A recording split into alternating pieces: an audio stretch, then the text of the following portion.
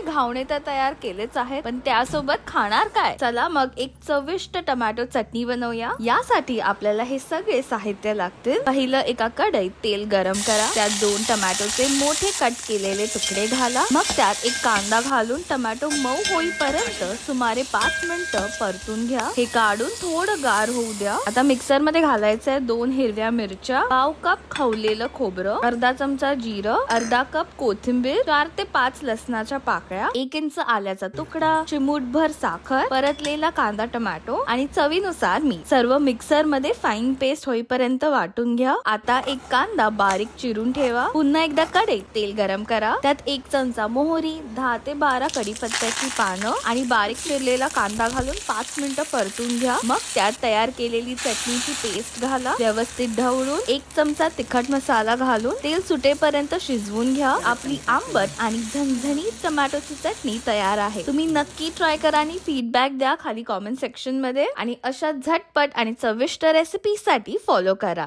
धन्यवाद।